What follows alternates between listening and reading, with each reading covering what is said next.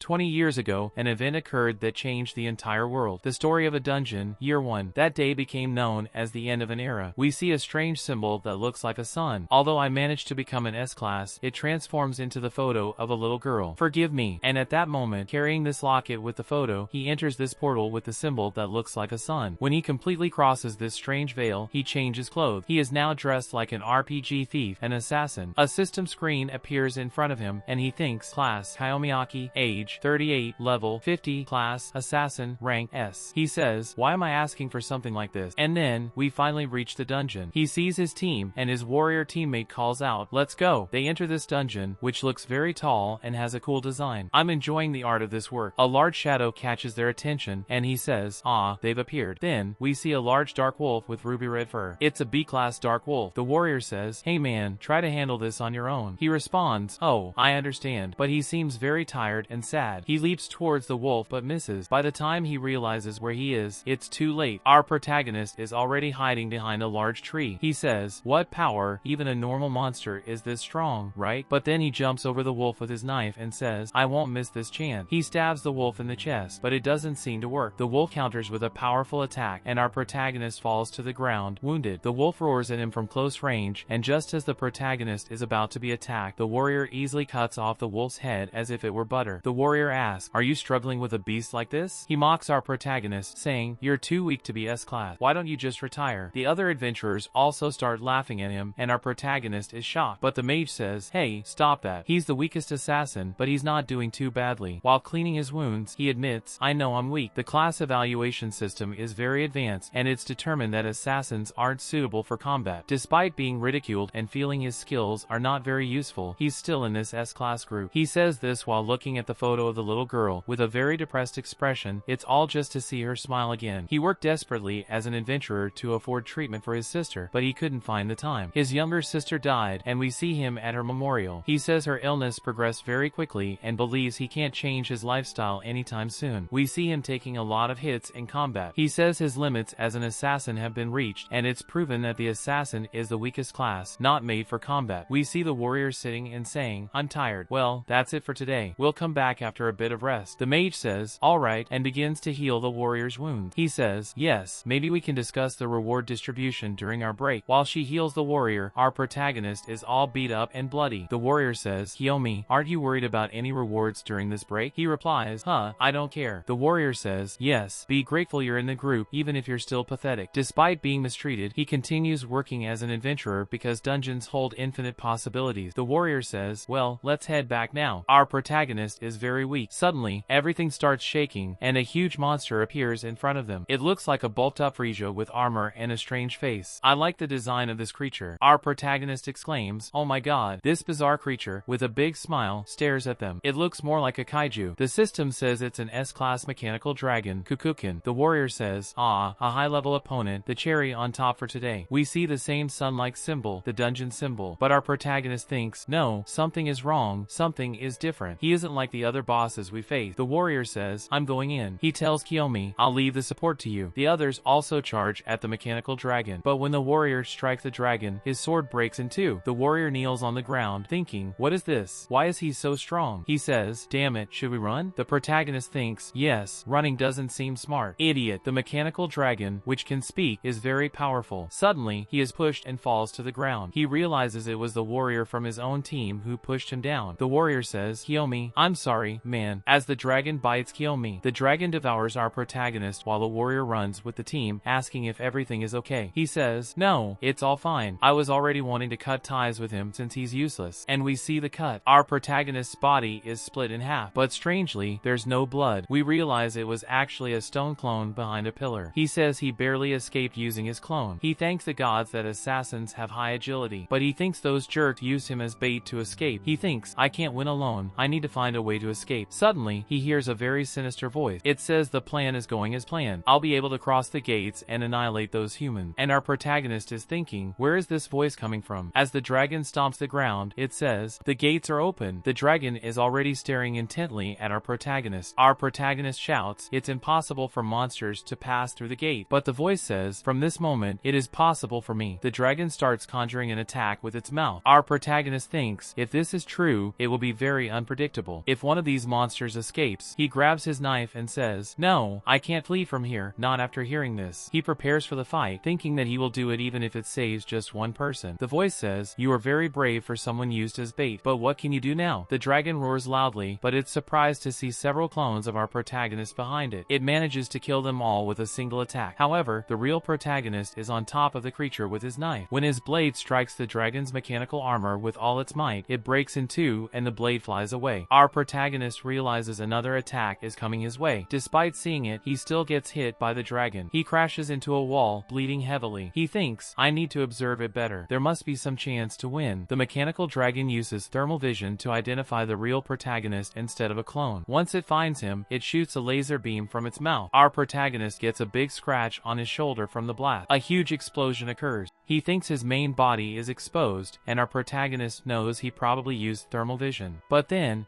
he notices something that really grabs his attention. He sees that same dungeon symbol, but this time on the creature's neck. He wonders, could this be the weak spot? Should I bet on this? He quickly grabs another knife and creates more clones, and the dragon thinks, "What?" The protagonist thinks, "It was bad, but I'm putting my life into this." The dragon tries to revive Kanturo with its claws, managing to completely tear off our protagonist's face. But he doesn't give up. With his broken knife, he heads toward the creature's neck and uses his skill, Phantom Cut. When he hits the symbol, the dragon screams loudly. He keeps aiming for that symbol, and the creature thinks, "What?" Our protagonist, all battered and messy, manages to smile. He thinks, apparently, this was the right move. We see him falling, saying, "This is also my limit. Being the weakest class, at least I tried to look cool." We see the mechanical dragon is still alive but gravely injured. It thinks, "Magnificent, it's the first time I've been pressured like this. I'll have to postpone my plan." It invokes a large symbol, saying, "We'll meet again." Our protagonist, with only one functioning eye, watches the scene. He says, "At least in the end, I managed to help the world a bit." Suddenly, a system screen appears, and a voice speaks inside his head, "Reward for subjugating the mechanical dragon alone. A mission bonus has been applied." The protagonist thinks, "Who are you? What are you talking about?" A system screen shows there is currently no mission. Still confused, he thinks, "No, for me, I'm dying now, it doesn't matter." Suddenly, we see someone turning off an alarm clock. It's 7 a.m. now, and we see what appears to be a much younger boy. He looks very scared and checks himself in the mirror. The protagonist, now much younger, says, "I'm alive, and I'm younger too." He thinks, "Why did I come back? Was it the dragon's influence?" He remembers the system screen, or was it that strange screen? Suddenly, he returns to bed and sees a notification on his phone. When he looks, it's a message. The message reads, "Big brother, your sister wants to eat lots of chocolate." He remembers his sister, Natsu, the same little girl from the photo. He thinks, "You're alive," and cries tears of joy. He wipes his tears, saying, "Okay, I can't hesitate now. I won't make the same mistakes again. This time, I'll definitely save you, Natsu." In the replay scene, we see him entering the hospital room, and he bursts in, startling his sister, whom he calls Natsu. He hugs her immediately and asks, "Are you real?" She asks, "Do you have a fake version of me?" In the hospital room, the protagonist starts watching TV. The news says the main treatment for this disease is still under research, but scientists are considering common medications like vaccines or pills. The protagonist thinks no drug will cure her. He believes they will eventually develop the right treatment, but it will take a long time. To endure until then, he needs to become an adventurer. He gets up, thinking, if that's the case, I can't relax now. I need to register as an adventurer as soon as possible. As he walks down the streets, a system screen appears, informing him, "A quest has appeared for you. The mission is to sprint 10 times as if in a race, take 20 steps, and greet 30 people." He thinks, a mission? He believes this is the voice he heard in his head before dying, the reward for subduing the dragon. He thinks, let's try to complete this mission. Suddenly, he shouts, "Good afternoon," to an old man on the street. They face each other for a moment, then he runs off, his face all red, saying, "Ah, you're so embarrassing." He thinks, but if I don't say it out loud, it won't count for the mission. He makes 10 sprints, right? 10 of those runs. He can take 20 steps. He keeps thinking, this is a mission. Then he greets another lady. When he completes the 30 greetings, the mission is complete. The system tells him to receive his reward. It also says a substantial growth reward is given for the first mission. He evolves directly from level 1 to level 3. And the system says, please do your best again tomorrow. He thinks, level 3 already? No,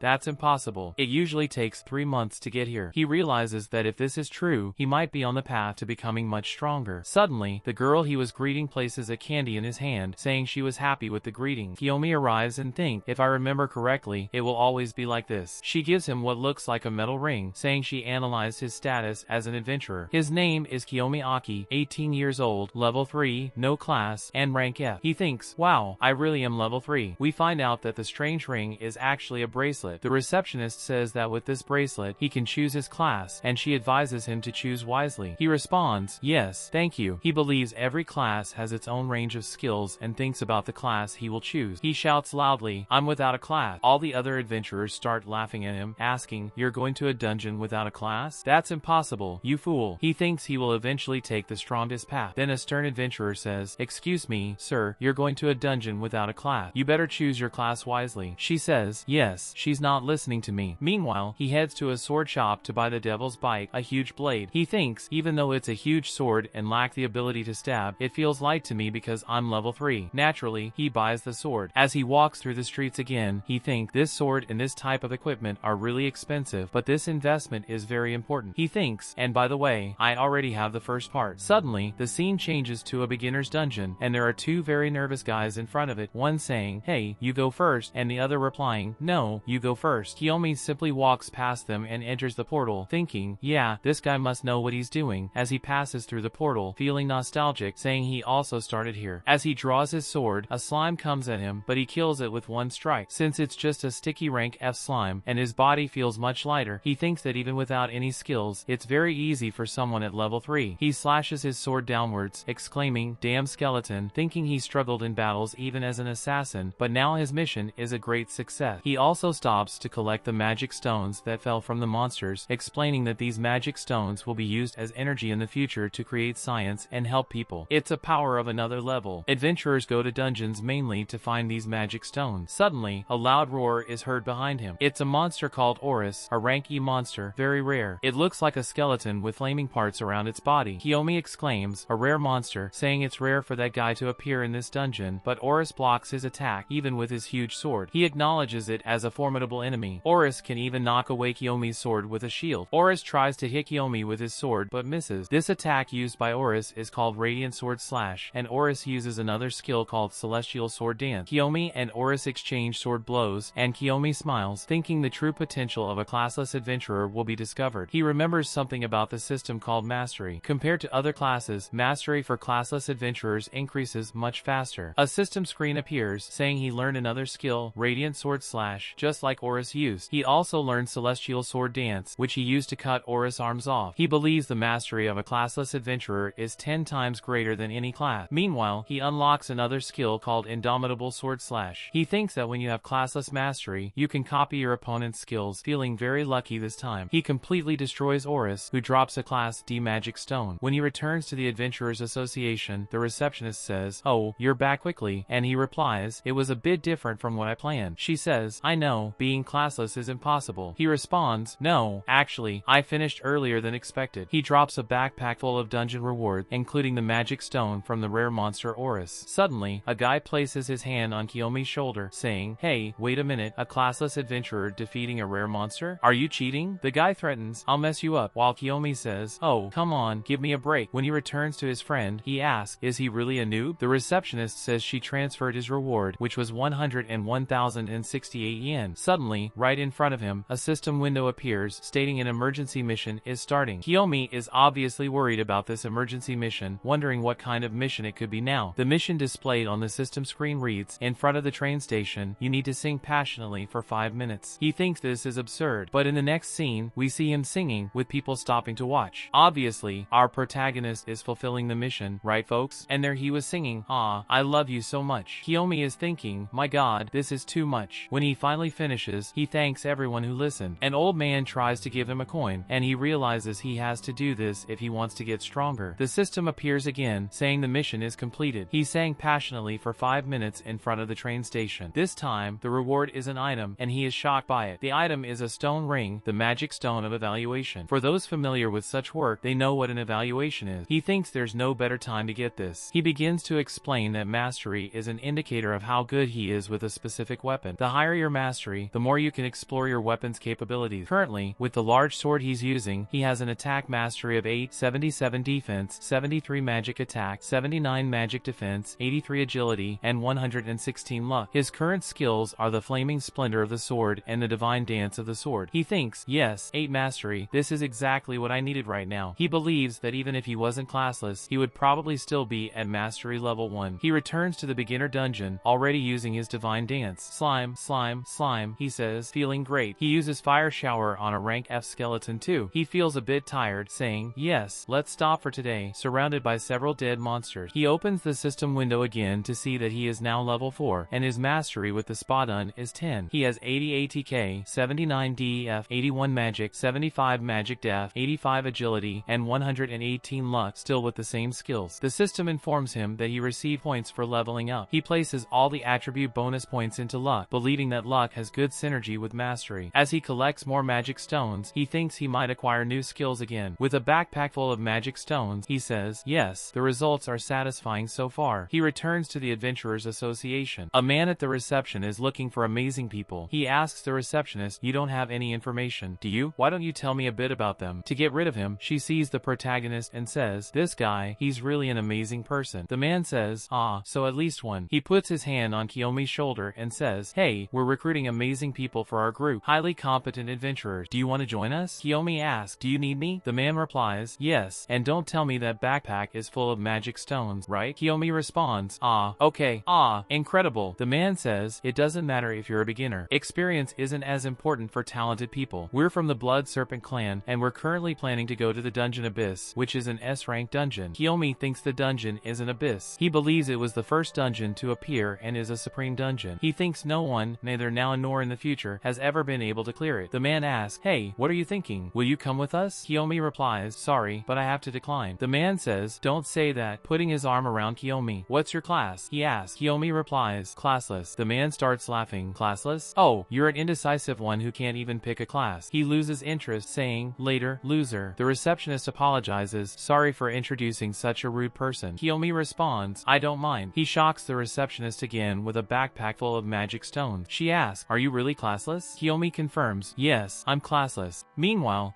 there's a woman watching them, and it seems people know her. She approaches Kiyomi, and the whole scene feels a bit subjective. She introduces herself with a flirty attitude, and he thinks she is exceptionally beautiful. She then says to Kiyomi, oh, sorry for eavesdropping, but I heard you managed to clear a dungeon all by yourself, despite being classless. He replies, yeah, I'm classless. He must be tired of saying it. I'm tired of saying it too. She gets all flirty, getting closer, and says, you're a very interesting person. Do you have any hidden advantage in being classless? He says it's a secret. She responds, ah, you're smart. I like you. She introduces herself as Alice Takagi from the Carnelian Wrath clan. My god, what a name, Carnelian Wrath. Carnelian is a beautiful name, a stone, if you search for a mineral. He asks if she will understand if he says he's S rank. Alice responds, what does someone like you want from me? She explains that the abyss is in his sight, and she wants him as a partner. He looks back at her, saying, even though I'm classless? She replies, yes, even though you're classless, if you're strong, it doesn't matter. She extends her hand to him, but he wants to keep information about exclusive mastery to himself for now. He thinks about what to do next, but he shakes her hand firmly and says he will do everything possible to achieve his goals. She responds,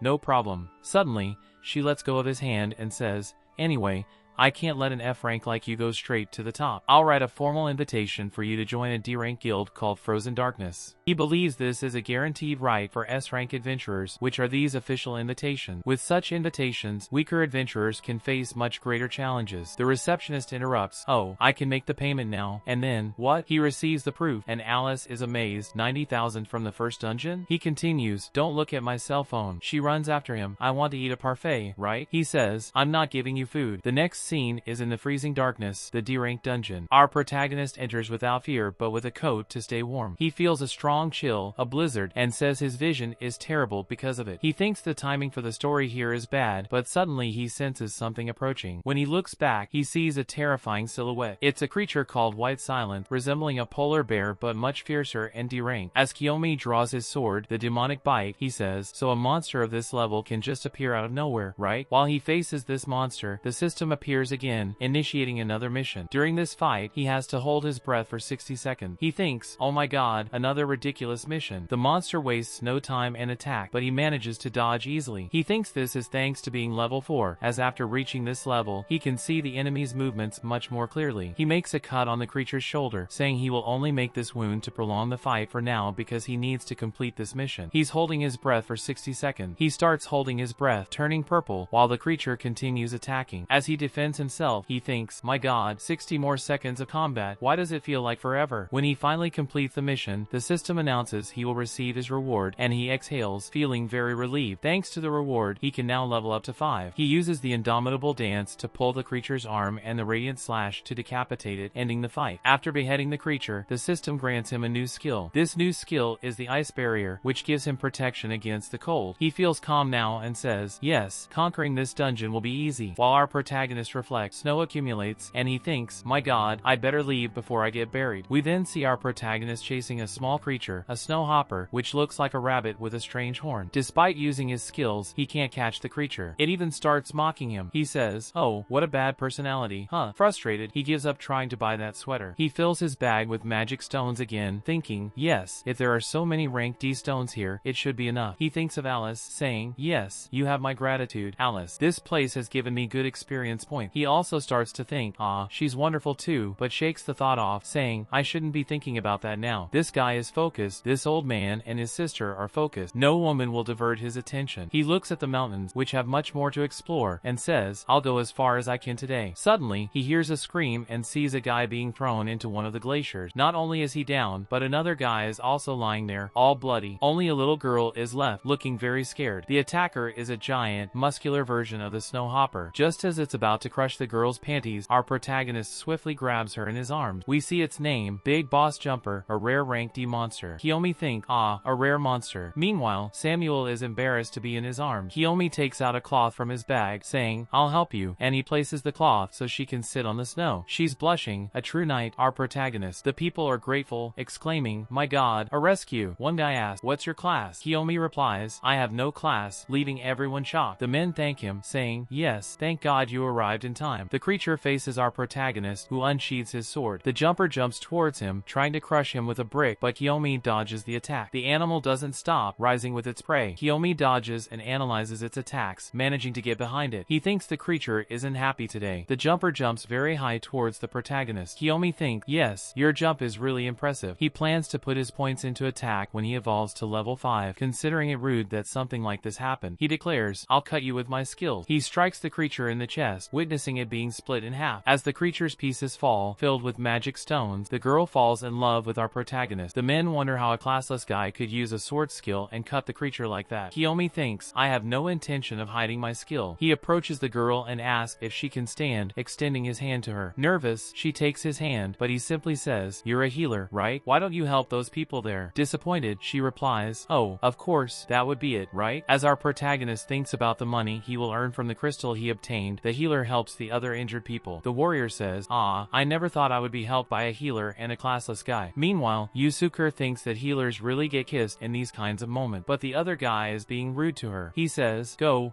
hurry up and help me. She becomes increasingly nervous, talking about being a mage. He says, I put you in the group for this. Stop being weak and heal me. While she heals him, Keldon thinks they don't see her true value. The mage says, you're too slow. I'll kick you out of the group if you don't improve. She becomes desperate and starts crying, but the priest says, yes, please expel her. You already have so much potential to be wasted here. Come to my side instead. She starts crying, now out of happiness. She asks, is this a marriage proposal? Meow. The protagonist says, in summary, you're terribly mistaken. But he says that she will become the strongest viper he knows. He asks if she believes him and extends a helping hand. The scene tries to create an awkward angle but ends up looking beautiful. Ellen Kuda looks at him and says that somehow he is different from the others. She holds his hand and says, I trust you. She presses harder, saying, I really want to believe in you. Kiyomi says, then leave it to me. But the moment is interrupted by Kiyomi, who says he has more things to do and needs to go now. He bids her farewell. She stands in the snow, super confused. She returns to the Adventurers Association. When he returns, the receptionist asks, oh my god, so many things. I don't know if you can see, but there are many magic stones from the freezing darkness. She takes the magic stones and says, yes, I'm sure I'll promote you to Class E. The young man thinks, yes, thank you. With Class E, he can enter a rank D dungeon without without an invitation. The receptionist thinks, wow, I've never heard of a classless person being promoted before. This explains a bit about the ranking system. If you become rank E, you can enter rank D dungeons and are no longer considered a beginner. Basically, you can enter a dungeon one rank above your own. He has already earned over 200,000 yen and thinks, yes, that's good money. He decides to buy a present for Nat and gets a bag full of cupcake. He knocks on the door. Natsu, I'm coming in. The nurse thinks, oh my god, so many cupcake. When he arrives, Natsu is still sleeping. He admires her a bit and even makes a face. He sits next to her, determined not to let anything bad happen to Natsu this time. He's gathering the pieces to fulfill this purpose. He feels lucky to have found that healer so soon. She will be essential for Natsu's treatment. When he tries to store the cupcakes in the room's refrigerator, he realizes there isn't enough space, so he starts eating half of them to make them fit. A nurse passes by, thinking, did he eat all that? In the hospital courtyard, it was already night. Kelvin says, I wanted to tell you I completed my mission. The person he's talking to is Alice. She says, so you really went through the freezing darkness being classless, right? He replies, yes, it's thanks to you that I'm getting stronger. We see Alice. She's wearing pajamas. She says, ah, so you have expectations, right? She asks, do you want me to tell you about other dungeons? He says, no, not really. It's someone I want to train. He says he knows she has many connections and information. Alice says, yes, of course. Kiyomi tells her that the healer is very promising. He wants to join a group with her and the necromancer. Alice smiles, saying, you have some strange methods. Kiyomi says, it's more interesting this way, isn't it? He thinks that the synergy between the healer and the necromancer could make him stronger. This is knowledge still unknown at this time. Alice says, yes, I can do that for you, but you will owe me one. He thinks the healer might get jealous of this, but says, okay, I'll leave this task to you. Alice says, okay, I'll take care of it for you. Kiyomi and Alice share a moment, with her being all excited. She says he's an interesting partner. When he returns to the association, the receptionist is happy, saying, yes, you're class E now. Congratulations, Kiyomi. He says, thank you. The woman thinks he's very cold and says that becoming class E deserves respect. Many people give up before reaching class E. She tells this to Kiyomi, who is already S-class. Suddenly, a group of 3 adventurers called the Revenants enters the association. They have menacing looks, and the receptionist explains they committed a crime at the association. Even the other adventurers are afraid of them. The receptionist says they need a leader for the Revenants, calling it a difficult task. Kiyomi says, leave it to me. The receptionist asks, are you serious? Everyone is afraid to take on this task. Kiyomi says, it's fine. He thinks this task will also bring him money, which is important because he wants to save his sister. He claims to know these so-called Revenants well. He thinks about how much he should get involved in this, maybe just enough to get some information and the money. The receptionist says, ah, I understand. She thanks him because he's helping her a lot and hands him a contract, saying, I'll leave this for you. In the next scene, we see an electric collar shocking one of the prisoners. A police officer demonstrates by putting one on the man's hand, saying it's an electric collar, and if they step out of line, just give them a shock. He thinks that even though they are prisoners, if they have talents, they can work as adventurers. He already has the bracelet to shock the prisoners. The officer warns, if they do anything suspicious, press the button. One guy says, hey, you know we have human rights? But the officer responds, shut up. Another prisoner asks, so, master, what's your name? He replies, Kaimiyaki, and this is the last conversation we'll have. They unlock the prisoner's cuffs. One of the prisoners says, it looks like our supervisor today is a bit more tolerant than the others. I'll check this out. Another says, okay, I'll leave it to you, Mr. Supervisor. They enter a dungeon that looks like it's on fire. They are literally entering the depths of hell, which is the name of the dungeon. It's a D-rank dungeon. The chubbier one says, wow, they gave us a really difficult task again. Don't you think they're being too cruel to us? The one in front says, I don't remember. He looks back, and our protagonist says, this person is also giving us an opportunity. Suddenly, the Revenants start glaring at our protagonist with an ugly look. He tries to press the bracelet button to shock them, but it doesn't work. He thinks, why isn't it working? But the guy simply grabs the collar and breaks it easily. They all do this effortlessly. Later, the guy says, oh, it was bad. I don't hold a grudge against you, but you're going to die here today. The system appears, initiating another emergency mission. This one is a bit more difficult than the usual ones, right? It simply says, defeat all your enemies. He thinks, oh, seriously. He realizes that the system missions are synchronizing with what he's doing, according to the context of his situation, because now he really needs to defeat all the enemies to get out of there alive and still complete his mission. But just as they are about to start the fight, what looks like a giant worm emerges from the lava. This monster is a D-rank flamecrawler. It's about to attack everyone at once, but heads toward the prisoner in front. The prisoner defeats the creature with a single punch, saying that even though he's D-rank, he's about to become C-rank. He thinks the guy's class is fighter, which is why he punched that way. He thinks, I can win this. The guy wastes no time and uses his skill, rushing toward our protagonist. All Kiyomi can do is dodge the punch, but the stone behind him shatters. He's impressed with the guy's strength. Meanwhile, another prisoner is digging for something and finds a stash. Inside, there's armor, an axe, and a hammer. Each of them equips one of these. The leader says that with this equipment, they are invincible. He thinks that if he could use his analysis, he would see the truth. The fighter class isn't compatible with any equipment. Kiyomi manages to block the guy's punch with his sword blade. Meanwhile, the armored guy charges at him. He realizes that this class has devastating power. He can defend himself with the sword, but because of the armor, the guy doesn't suffer any damage. He thinks fighters also have very high defense, which comes with restrictions. He says this while retreating. The fighter class has many disadvantages in proficiency. He thinks he has a chance to win here. He starts with the guy with the axe, trying to disarm him, but it doesn't work well. As he dodges the axe attack, Kiyomi gets hit on the head by the armored guy and falls to the ground. He thinks, as expected, fighting 3 people of a higher rank is very difficult, but he feels the difference in proficiency. He takes a deep breath, thinking, I can handle this. The guy with the knuckles says, this kid can actually fight. He tells the others, don't hesitate, let's go all out. The 3 of them use the fighter class's special skill, physical enchantment. At that exact moment, the system sends a message saying he has acquired a new skill. The guy with the axe yells, loser! It's like we're going to lose to a classless guy like you. But when he realizes what's happening, Kiyomi is already close, with the blade near his chest. The guy panics at the speed. Kiyomi calmly says, classless people learn quickly. The system announces that the skill he obtained is physical enchantment, just like the fighters. He uses his flaming blade on the guy's shoulder, causing a lot of blood. Kiyomi says,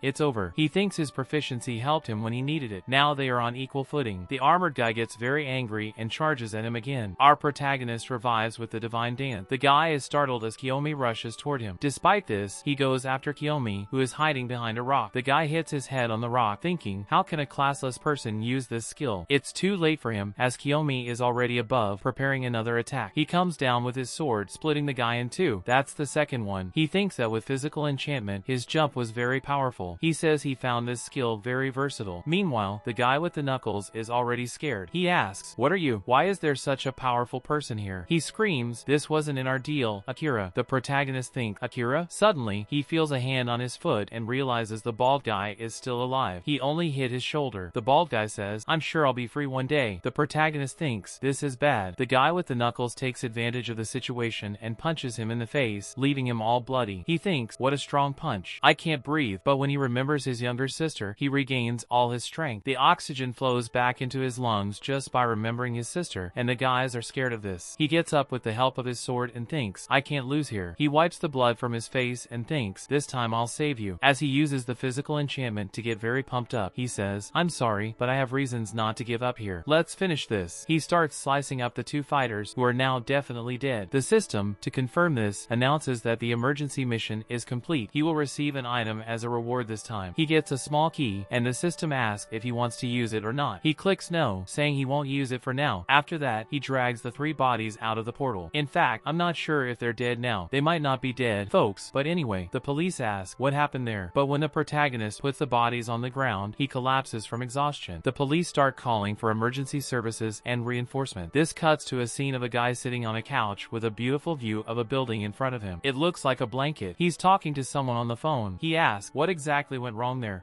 The person replies, sorry, there was interference. He asks, interference? Who is this interference? The person provides the information, and it's Kaimiyaki. The guy asks, is this some kind of joke? The other person says no, the information is correct. He asks, an earring classless? Interesting. And we see that this guy is Akira, and he is a model and streamer. He says, you don't think you can get away with messing with my subordinate, do you? It turns out that his main job is being an S-rank adventurer. He is the founder of the Blood Serpent, the same clan that tried to recruit the protagonist earlier.